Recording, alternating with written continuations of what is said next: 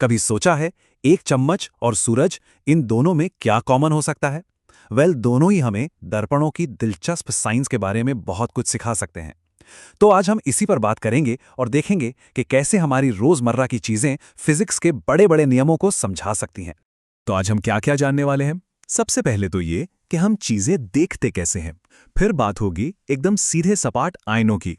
और फिर आएगा हमारा हीरो यानी चम्मच। और आखिर में देखेंगे कि ये सब हमारी गाड़ियों और टॉर्च में कैसे इस्तेमाल होता है। तो चलिए शुरू करते हैं सबसे पहले और सबसे बेसिक सवाल से। तो सवाल ये है कि अपने आसपास की चीजें हमें आखिर दिखाई क्यों देती हैं? क्या है इसके पीछे का राज? ये कोई जादू वादू नहीं है। इसके पीछे है फिजिक्स का एक बहुत ही सिंपल सा प्रिंसिपल। और इसका जवाब सिर्फ एक शब्द में है, रिफ्लेक्शन, यानी प्रकाश का परावर्तन। इसको ऐसे समझिए, लाइट ना एक गेंद की तरह है। जब ये किसी चीज से टकराकर बाउंस होकर हमारी आंखों तक पहुंचती है, बस तभी हमें वो चीज दिखाई देती है। अगर ये रिफ्लेक्शन ना हो तो सोचिए, हमारे लिए पूरी दुनिया ही गायब हो जाएगी।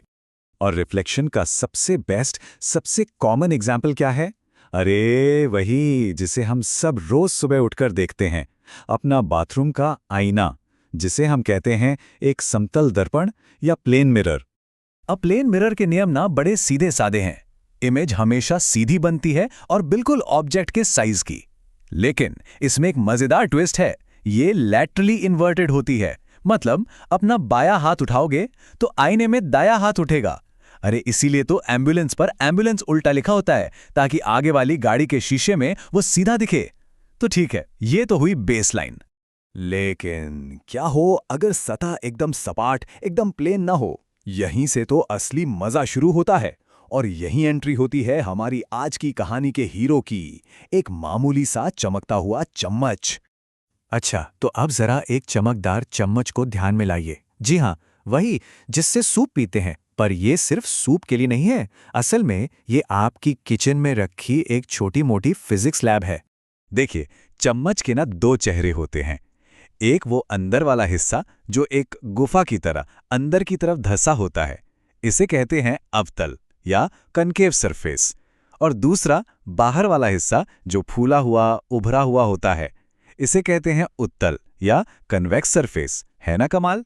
एक ही चम्मच में दो दो तरह के मिरर। तो चलिए पहले चम्मच के अंदर वाले हिस्से को, मतलब अवतल दर्पण को जरा करीब से समझते हैं। इस अवतल दर्पण के पास ना एक सुपर पावर है। ये लाइट को एक जगह पर फोकस कर सकता है, इकट्ठा कर सकता है।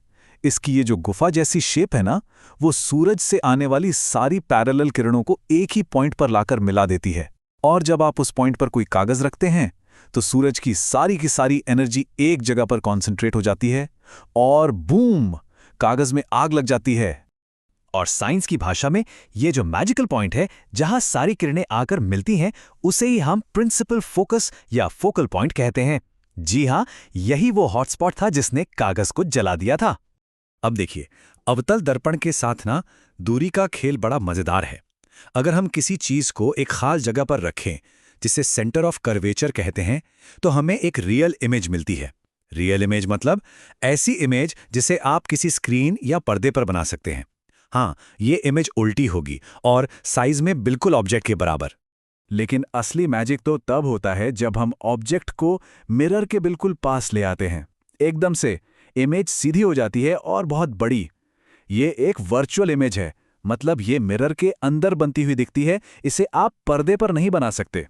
और यही वजह है कि शेविंग मिरर या मेकअप मिरर अवतल होते हैं, ताकि चेहरा बड़ा और साफ दिखे। तो जैसा कि इस टेबल में साफ दिख रहा है, अवतल दर्पण तो एक गिरगिट की तरह है। आप ऑब्जेक्ट की जगह बदलो और ये अपनी इमेज का रंग रूप पूरी तरह बदल देता है।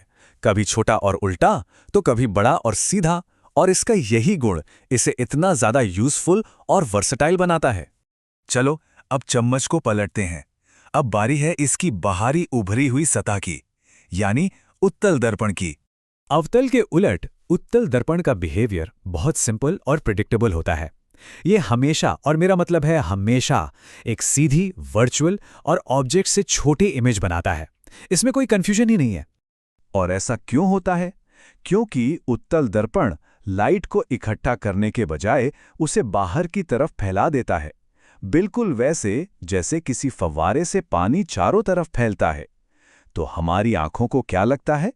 उसे लगता है कि ये सारी फैली हुई किरणें मिरर के पीछे किसी एक छोटे से पॉइंट से आ रही हैं। और बस इसी वजह से इमेज हमें हमेशा छोटी दिखाई देती है। तो ठीक है, चम्मच की ये सारी फिजिक्स हमारी असल जिंदगी में कहाँ काम आती है?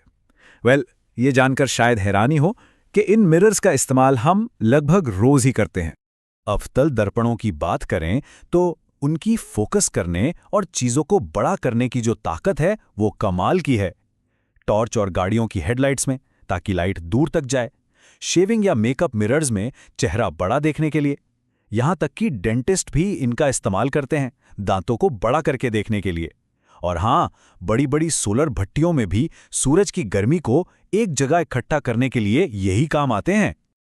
और उत्तल दर्पण, याद है ना, ये लाइट को फैलाते हैं। इनकी यही खासियत इन्हें एक बहुत बहुत जरूरी काम के लिए परफेक्ट बनाती है, और वो काम है हमें एक बड़ा व्यू देना।